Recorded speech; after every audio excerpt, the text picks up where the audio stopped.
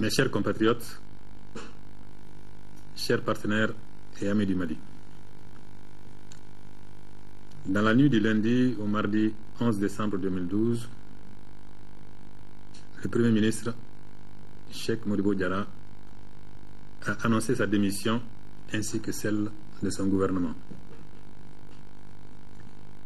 Cette démission m'a été formellement remise par écrit et j'en ai pris acte, en même temps que je l'ai accepté.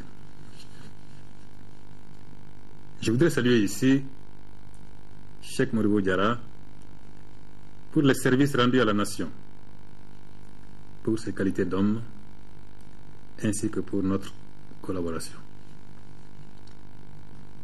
En ce qui me concerne, j'aurai tout entrepris pour éviter une crise ouverte au sommet entre le président et le Premier ministre. Parce que le seul objectif qui vaille, c'est le Mali.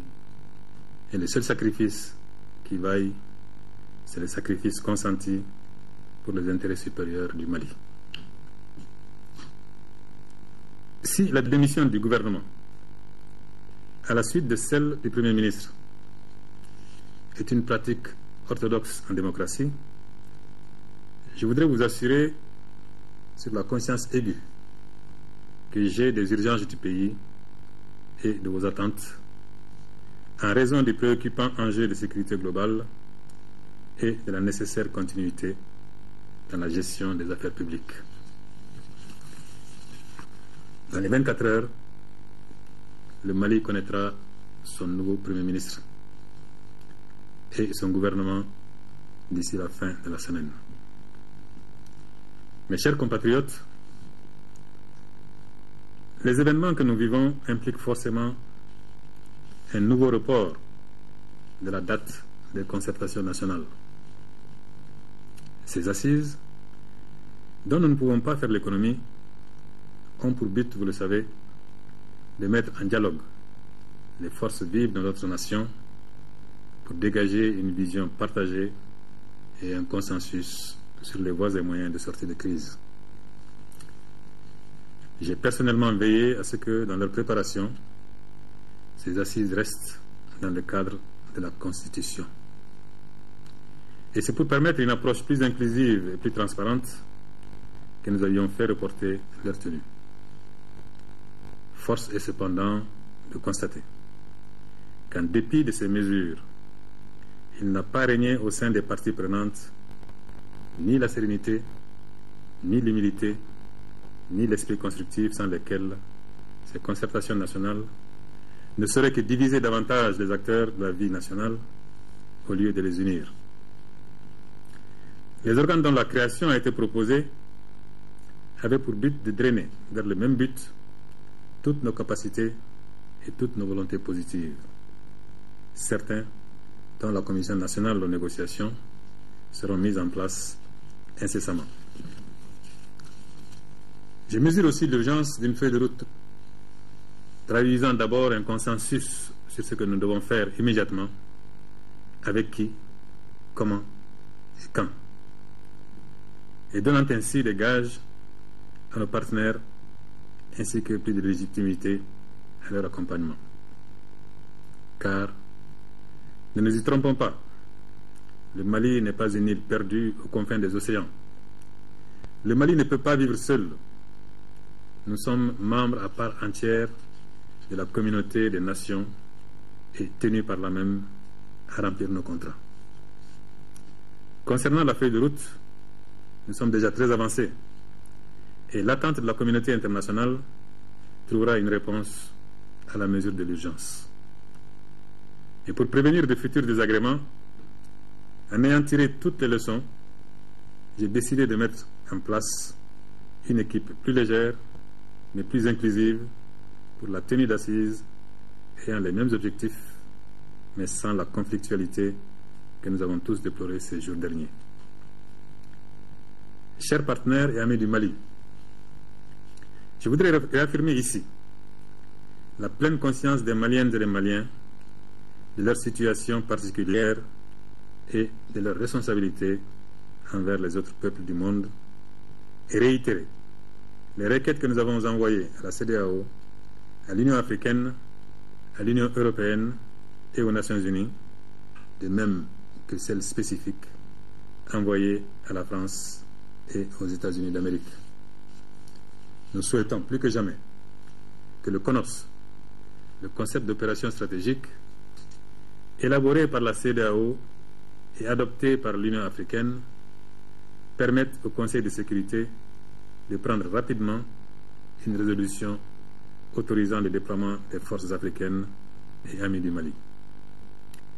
Je voudrais également réaffirmer notre ouverture au dialogue avec tous ceux qui, préalablement, renoncent à toute idée d'indépendance et d'autodétermination et à toute velléité d'atteinte à la laïcité de notre République.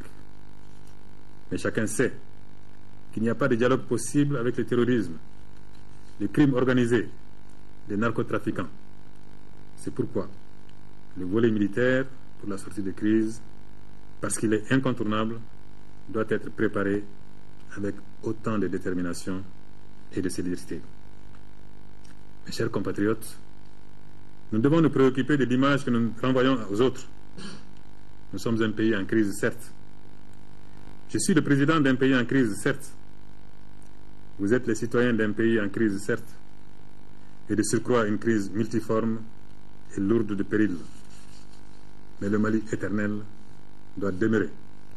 Parce que le sursaut est non seulement possible, mais impératif de notre part à tous et à toutes, le peuple et chacun des citoyens, l'armée et chaque soldat, les hommes, les femmes, les jeunes et les vieux.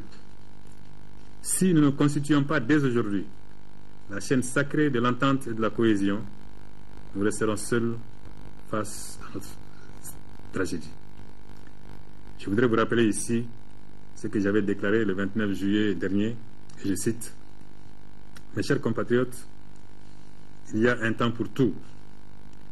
Il y a un temps pour la politique politicienne, un temps pour les ambitions personnelles, pour les intérêts individuels et corporatistes, un temps pour les querelles partisanes.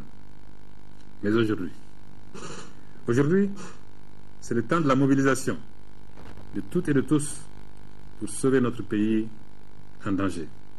C'est le temps du dépassement et de l'oubli de soi. Il s'agit de faire du Mali notre seule priorité. Il s'agit de ne plus perdre de temps dans des polémiques stériles.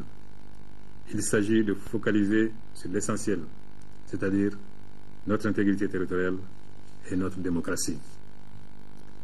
C'est que notre attachement à notre pays, à notre intégrité territoriale, à l'unité de la nation, nous commande aujourd'hui ce que les populations du Nord, nos compatriotes qui souffrent le martyre, ce que nos centaines de milliers de réfugiés et de déplacés nous demandent aujourd'hui, c'est d'être unis et solidaires devant l'adversité. » Fin de citation.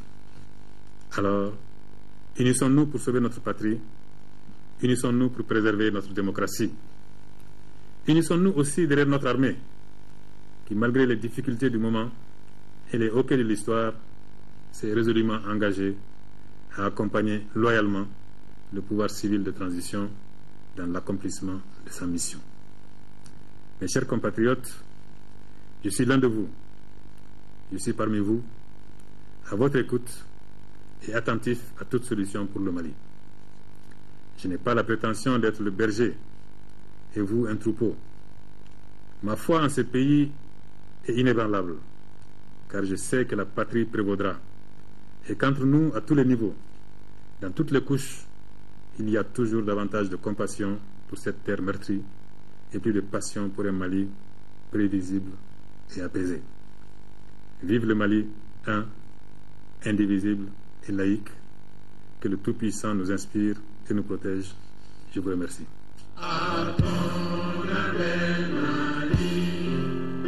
Pour ta prospérité, fidèle à ton destin, nous serons tous bénis. Un peuple, un but, une foi, pour une Afrique unie. Si l'ennemi découvre son front, au-delà ou au-dehors, debout sur les remparts, nous sommes résolus de mourir pour l'Afrique et pour toi, Mali. Notre drapeau sera liberté pour l'Afrique et pour toi, Mali. Notre combat sera l'unité. Oh Mali d'aujourd'hui, oh Mali de demain, les champs fleuris d'espérance, les cœurs vibrent de confiance. L'instant, le président de la République par intérim. Ce message de félicitations du président de la République par intérim a